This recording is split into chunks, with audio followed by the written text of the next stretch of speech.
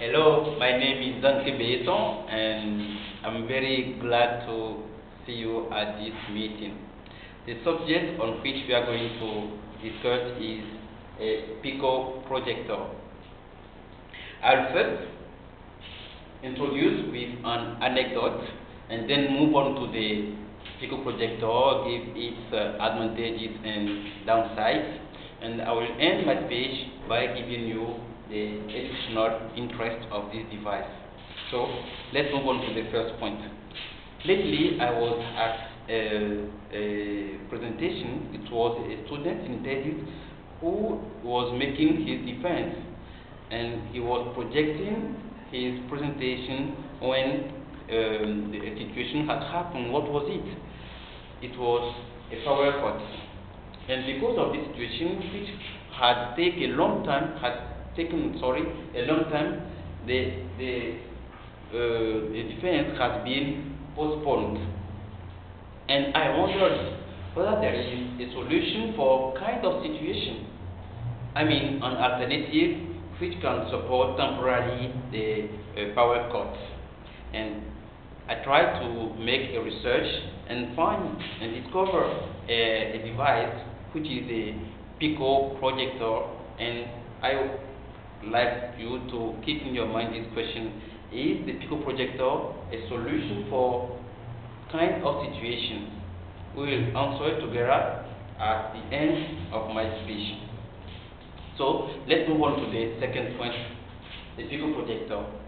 What is a Pico projector and how it works? Here is an example of Pico projector. As you can see, it's a small device which can fit in your hand, and it can also fit in your side pocket. And this device, you can display all sorts of documents on move, and you don't need to plug it on before display your files. How does it work? It works in a similar way as the traditional projector, but rather than using a separate lenses around the prism, the Pico projector uses a multi-prism with a rounded edge that acts as built-in lenses. What about its lamp? In order to maintain a small size with low energy consumption, the Pico projector lamp is no more than 1 watt LED with a lens to concentrate the light beam so that none of it goes to waste. It's also equipped with internal memory on which you can save the file you want to display, and this memory is up to 1 gigabyte. But if you want more size, you have the SD card slot, which allows you to put a memory card up to 8 gigabytes.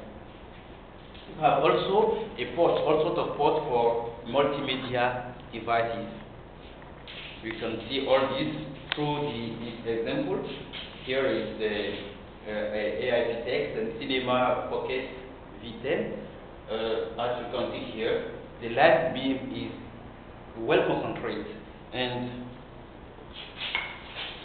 because of the video input port, the device can display files from all these multimedia devices. That means PC, photo, PDF, phone, and so on and so forth. How would it use? Okay, here you have in widescreen the memory card input.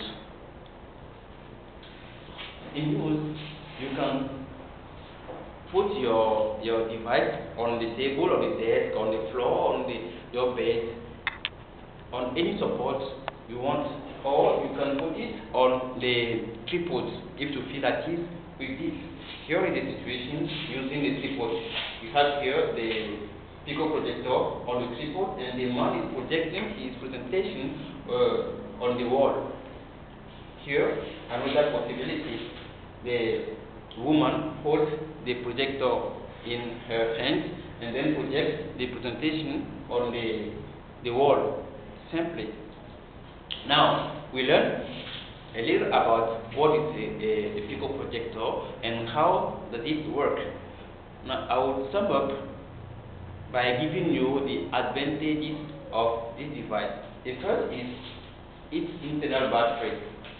The internal battery has something around 1 hour and 30 minutes of life, and it is an independent media device. You don't need to plug it on. You don't need other multimedia device before display your files. It weighs only 150 grams and is a very mobile device.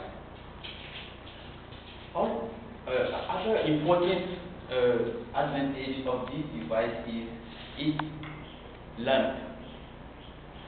The lamp is LED lamp, and because of this technology, the lamp has something around 20,000 hours of life against only 5,000 hours for the traditional projector. So you can save a lot of money with this kind of projector because you don't need to change your lamp every 5,000 hours of use, and the lamp is very expensive. Because of the lamp technology, the LED technology, the Pico projector will work very silently, and its internal memory and SD slot gives a plus to its mobility. Now we learn about its advantages, but what are the downsides of this projector? Let's move up to the next point. Is the downside as I know. First, its short distance of projection, something around 2 meters, and because of this, the screen is reduced. But you can decide to get more. I won't mean the screen. You can decide to have more, but by putting your device further from the screen, and then but you will be doing this on the expense of the quality. You have to choose. There is no way to zoom in or to zoom out. Its internal memory is small in certain situations, and the screen corners are always deformed. The colors are also always muted. So we have learned about the Pico projector. We have seen what it is, how it works, and also its advantages and downsides. Now I'll give you the educational interest of this device. Then we'll end then by the last point, which is the educational interest of the Pico projector. First is its mobility, and with this kind of projector we deal with the power cut because of its internal battery. It's very practical because we have seen it. You can use it in any situation. You can hold it in your hand and so on and so forth, and you don't need a prepared room for your presentation, for your projection. And then we can say together that it's very easy to use. So my question, I was asking you whether this device is a solution for the situation I told you about in my introduction. I think we can say yes, because of this.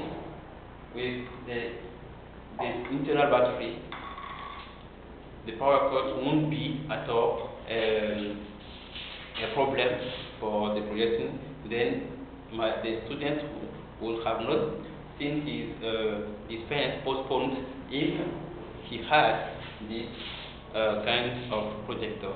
So thank you for your attention, and your questions are welcomed.